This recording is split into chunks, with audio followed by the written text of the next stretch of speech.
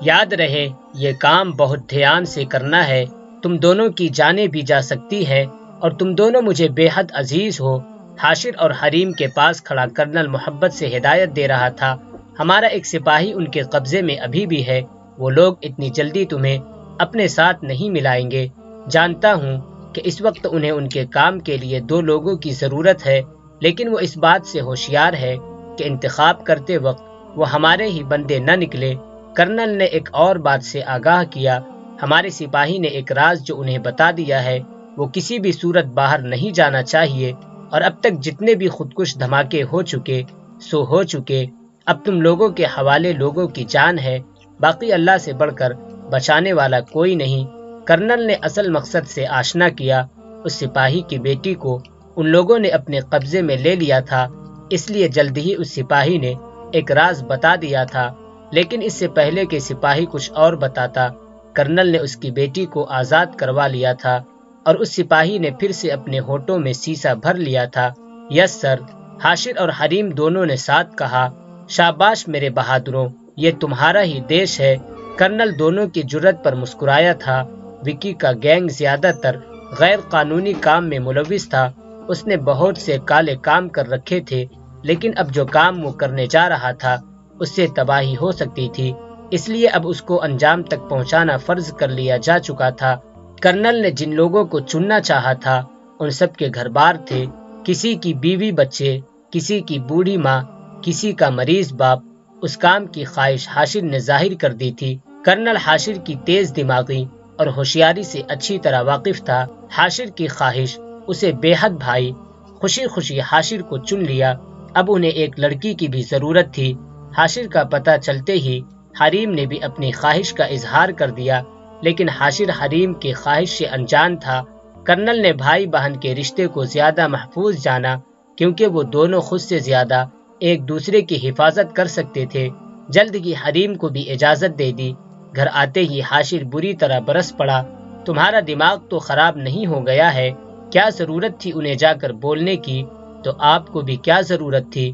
روکھے انداز سے حریم نے جواب دیا، بیری یہ کام جن لوگوں کے ذمے کیا جا رہا تھا ان کے آگے پیچھے بہت سے لوگ تھے، تمہیں ذرا اندازہ بھی ہے کہ اگر اللہ نہ کرے انہیں کچھ ہو جائے تو کیا ہوگا؟ ان کے گھر والوں کا ہر لفظ پر زور دے کر حاشر نے کہا، اور میں نہیں ہوں آپ کی زندگی میں، سوال پتے کا تھا، میری گڑیا میں تمہیں کسی اور کے ہاتھوں سونپ چکا ہوں، مجھے اور کیا چاہیے؟ حاشر نے سمجھانے کی کوشش کی، لیکن مجھے میرا بھائی چاہیے۔ اپنی ضد اس نے پھر سے شروع کی، اگر تمہیں کچھ ہو گیا تو کیا جواب دوں گا میں حائم کو؟ سختی سے اس کا بازو پکڑ کر سچی بات سامنے رکھی، بھائی آپ جانتے ہیں حائم نے کبھی مجھے کسی پنجرے میں قید نہیں کیا اور نہ ہی میرے پروں پر قبضہ جمایا۔ حریم کی آنکھوں میں نمی آئی تھی، اگر یہ جملے اس وقت حائم سنتا تو خود کو حریم کے پنجرے میں ضرور قید کر لیتا اور ساتھ ہی ساتھ اپنے پر بھی اس کے حوالے کر دیتا۔ حریم کی آنکھوں میں نمی دیکھ کر حاشر کو اپنے رویے پر ندامت محسوس ہوئی۔ اچھا چھوڑو ان باتوں کو، جلد ہی اپنی بہن کو گلے سے لگایا، رات کافی ہو گئی، جا کر سو جاؤ، خود سے الگ کر کے محبت بھرے لہجے میں کہا۔ حریم اپنے کمرے میں آئی تو اس کا فون بجا، نمبر دیکھتے ہی اس کے چہرے پر مسکراہٹ نے قبضہ کیا۔ السلام علیکم، حریم نے سلام کیا۔ وعلیکم السلام، کیسی ہیں آپ؟ آگے سے جواب کے ساتھ ایک سوال بھی آیا۔ الحمدللہ ٹھیک ہوں، اور آپ کیسے ہیں؟ جواب کے ساتھ اس نے بھی سوال کیا۔ جیسا آپ چھوڑتی ہیں وہ بھی اسی کا شوہر تھا، اتنی مشکل باتیں کیوں کرتے ہیں؟ وہ سر پکڑ کر رہ گئی، اس میں مشکل کیا ہے؟ وہ دنگ رہ گیا۔ اچھا یہ بتائیں رات کے 11:30 بجے کال کیوں کی ہے؟ جلد ہی بات بدلی، اب ہمیں اپنی بیوی سے بات کرنے کے لیے وقت بھی مخصوص کرنا پڑے گا۔ وہ بات کو دل پر لے گیا۔ ایسی بات نہیں ہے، اسے سمجھانے کی کوشش کی۔ پھر کیسی بات ہے؟ وہ کہاں اپنی بات سے پھرتا تھا۔ ایسی بات ہے کہ میں بہت تھک گئی ہوں، سونا چاہتی ہوں۔ تھکے ہوئے لہجے کا بھی استعمال کیا۔ اچھا سنیں، لہجے نے اثر کیا۔ جی، جواب ہاں میں دیا۔ آپ سے شدید محبت ہے، بے انتہا محبت ہے، بے حد محبت ہے، اور بس محبت ہی محبت ہے۔ دل کی بات کہہ ڈالی، یہ کہنے کے لیے کال کی تھی۔ حریم پر تو جیسے اثر ہی نہیں ہوا، نہیں، آپ کھڑکی پر آئیں یہ کہنے کے لیے کال کی تھی۔ سیدھا جواب دیا، کیوں آؤں؟ حریم کو تو جیسے جھٹکا لگا۔ آ جائیں نا، التجا اور محبت کے ملے جلے لہجے میں کہا۔ اچھا ٹھیک ہے، آتی ہوں۔ اثر ہو گیا تھا۔ حائم نے نیچے سے ہاتھ ہلایا۔ آپ یہاں کیا کر رہے ہیں؟ اب جھٹکا نہیں، جھٹکے پر جھٹکے لگے تھے۔ نیچے آئیں، گویا اس نے حکم دیا۔ میں نہیں آ رہی، آپ پلیز چلے جائیں، التجائیہ لہجے میں کہا۔ ٹھیک ہے، پھر میں اوپر آتا ہوں۔ بات منوانی اسے آتی تھی۔ رکیں، میں آتی ہوں۔ جلد قابو کیا۔ اف میرے اللہ، آپ یہاں کیا کر رہے ہیں؟ اس کے پاس پہنچ کر سب سے پہلے حریم نے یہی سوال کیا۔ چلو، حائم نے اصل مطلب کی بات کی۔ کہاں؟ کیا کر رہے ہیں؟ یہ پٹی کس لیے؟ حائم، کچھ تو کہیں۔ وہ مسلسل بولے جا رہی تھی، لیکن تب تک حائم اسے گاڑی میں بیٹھا چکا تھا۔ حائم بھائی، یکدم بھائی کا خیال آیا، کچھ پتہ نہیں چلے گا انہیں۔ مطمئن کرنے کی کوشش کی۔ ہم جا کہاں رہے ہیں؟ گھبراہٹ نے اچانک گھیرا۔ قبرستان۔ لہجہ مذاقیہ تھا۔ کیوں؟ وہ مذاق سمجھ نہیں پائی۔ آپ کو دفنانے۔ اب کی بار اس نے قہقہا لگا کر کہا۔ حائم، اس نے ڈر سے حائم کا بازو پکڑا تھا۔ لگتا ہے مجھے واقعی قبرستان لے جانا چاہیے، اسی بہانے آپ ہمارے قریب تو ہوں گی۔ گہرے لہجے کا استعمال کیا۔ اوف، وہ جلد ہی اس سے دور ہوئی۔ گاڑی رکی، حائم اترا اور پھر حریم کو بھی اتارا۔ چلے، حائم نے چلنے کا کہا۔ کیسے چلوں؟ آنکھوں پر پٹی باندھ دی ہے آپ نے، اس نے جواب دیا۔ پاؤں سے چلتے ہیں۔ جواب درست تھا۔ دیکھ کر بھی چلتے ہیں۔ کچھ وہ بھی درست تھی۔ تو ایسا کہیے نا کہ آپ ہم کو اٹھا لیں۔ اس نے موقع اور بات دونوں کا فائدہ اٹھایا۔ حائم کیا کر رہے ہیں؟ اس نے لاکھ منع کیا، مگر وہ اب کہاں سننے والا تھا۔ جہاں وہ لوگ آئے تھے وہ کوئی اور جگہ نہیں بلکہ حائم کا اپنا ہی گھر تھا۔ وہ سیدھا اسے حال میں لے آیا، اسے اتار کر ایک سیٹی بجا کر دوسروں کو اشارہ دیا اور جلد اس کی آنکھوں پر بندھی پٹی کھول دی۔ لائٹس آن ہوئی اور سب نے ساتھ وش کیا، ہیپی برتھ ڈے۔ ان سب میں حاشر بھی موجود تھا۔ آپ سب کو یاد تھی میری برتھ ڈے؟ مجھے لگا سب بھول گئے۔ ناراضگی سے اس کی نظریں اپنے بھائی کی طرف تھی۔ اپنی بہن کا جنم دن کون بھولتا ہے؟ میٹھا لہجہ حاشر نے استعمال کیا۔ بھائی، وہ خوشی خوشی حاشر کے گلے لگ گئی۔ واہ جی واہ، یہ صحیح ہے۔ ایک ہم ہیں جو صبح سے محنت کر رہے ہیں اور سارا کریڈٹ بھائی کو۔ حائم نے برا مانتے ہوئے کہا۔ ایسی کوئی بات نہیں۔ وہ محبت سے انہیں باہیں کھول کر حائم کی طرف بڑھی تھی کہ تبھی حائم نے آنکھیں پھاڑ کر اسے لوگوں کی موجودگی کا احساس دلایا تھا۔ حائم کا اشارہ سمجھ کر وہ چھپ سی گئی تھی۔ سبھی دونوں کی حرکت پر بے اختیار مسکرائے تھے۔ چلے نا بھابھی، کیک کاٹتے ہیں۔ آپ کو پتا ہے میں نے آرڈر کیا تھا۔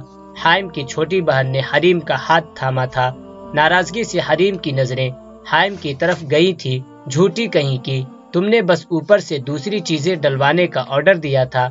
حائم نے سچی بات کہی تھی۔ نہیں بھابھی، یہ جھوٹ بول رہے ہیں، ان کو تو یاد بھی نہیں تھی آپ کی برتھ ڈے۔ حائم کو زبان چڑھا کر اس نے حریم کو بتایا تھا۔ اگر ایسا ہے تو پھر یہ میرے حائم نہیں ہو سکتے، لیکن ان کا کوئی بہروپیہ نہیں ہے، لہٰذا تمہاری بات جھوٹی ہے۔ حریم نے اپنی نند کے کان کھینچے تھے۔ حائم کے چہرے پر گہری مسکراہٹ چھائی تھی۔ ہاں ہاں بھائی، ہو جائے خوش آپ، اور بھابھی پلیز چھوڑے میرا کان۔ حریم کو کہے گئے جملے پر اس نے زور دیا تھا۔ ہنس کر حریم نے اس کے کان چھوڑ دیے تھے۔ اب کیک کاٹ لینا۔ کان سہلاتے ہوئے ایک اور بار خواہش کا اظہار کیا۔ ہاں چلو۔ اس بار حریم نے اس کی سن لی تھی۔ کیک بھی کٹ چکا تھا، کھانا بھی سب کھا چکے تھے۔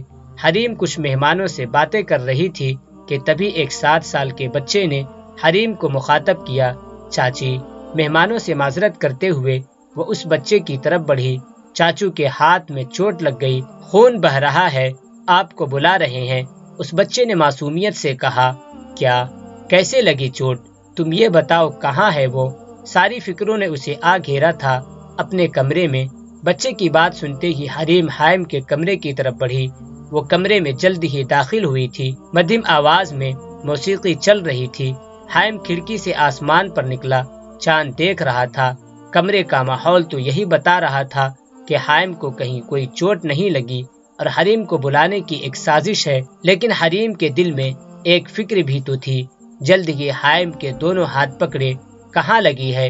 دیکھا تو دونوں ہاتھ سلامت تھے۔ حائم کی چوری پکڑی جا چکی تھی۔ کہاں لگی ہے؟ اپنا سوال حریم نے گھور کر دہرایا۔ یہاں۔ اس نے بھی حریم کا ہاتھ اپنے دل پر رکھ دیا۔ دھڑکنیں محسوس کرنے کے باعث حریم نے اپنا ہاتھ ہٹایا کہ تبھی اس نے حریم کے دونوں ہاتھ پکڑ کر اسے اپنی جانب کھینچا۔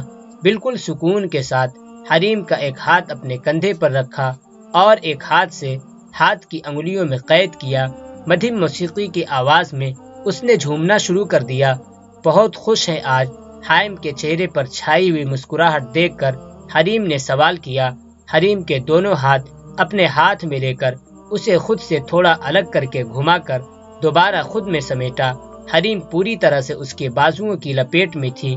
جس کی منکوحہ اس کے پاس ہو اور خوش قسمتی سے وہ اس کی محبت بھی ہو تو دنیا کا کون سا انسان خوش نہیں ہوگا۔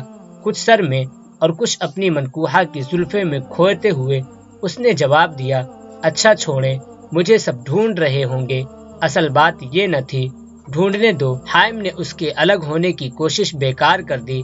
وہ حائم کو دور کرنے کی کوشش کر رہی تھی، مگر افسوس کہ وہ صرف کوشش ہی کر سکتی تھی، کیونکہ اس نازک جسم کی ملکیت کے سامنے وہ بھاری جسامت کا شخص جو ایک وقت میں 10 لوگوں کو شکست دے سکتا تھا بیکار سی تھی۔ فضول کوشش نہ کرو، حائم نے سرگوشی کی۔ چھوڑے مجھے، لہجہ التجائیہ تھا۔ چھڑوا سکتی ہو تو چھڑا لو، حائم نے چیلنج کیا، اور وہ جانتی تھی کہ جس طرح سے وہ حائم کی قید میں ہے وہ ہل بھی نہیں سکتی تھی۔ وہ مسلسل کسمسا رہی تھی اور وہ مکمل طور پر بے خود ہوا جا رہا تھا کہ یکایک دروازہ بجا۔ نہ جانے لوگ غلط وقت پر کیوں آتے ہیں۔ اس کے سارے جذبات کو کسی کے دروازے بجاتے دھڑ دھڑ نے برباد کر دیا۔ حریم کی تو جیسے جان میں جان آئی، اس نے کسی کا آنا بہتر جانا۔ حائم نے دروازہ کھولا تو اس کی بہن سامنے موجود تھی۔ ماما کہہ رہی ہیں کہ ان کی بہو کو یوں چوری چھپے بلانے کی اجازت انہوں نے آپ کو نہیں دی ہے۔ ہاتھ کمر پر ٹکائے اس نے ایک ادا سے کہے، تم سے کس نے کہا تمہاری بھابھی یہاں ہے؟ جب تک اس نے بات مکمل کی وہ کمرے میں داخل ہو چکی تھی۔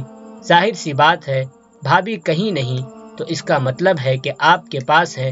تھوڑا سا چھیڑ کر کہا، بھابھی حاشر بھائی بلا رہے ہیں آپ کو، کہہ رہے ہیں کہ اب گھر جانا ہے، رات کافی ہو گئی ہے۔ وہ حریم سے مخاطب ہوئی، ہاں چلو۔ اس کی حامی بھرنے پر حائم کی آنکھیں غصے سے سرخ ہو گئیں۔ حائم کی بہن اپنی بھابھی کو لیے اپنے بھائی کے کمرے سے باہر نکلی۔ حریم نے پلٹ کر دیکھا تو حائم کی خوفناک نظریں اسے ہی گھور رہی تھی۔ اپنی نند کے بالوں کے سائے میں چھپ کر وہ ہولے سے مسکرائی تھی۔ اگر حائم اسے یوں مسکراتے دیکھ لیتا تو خیر نہیں تھی اس کی۔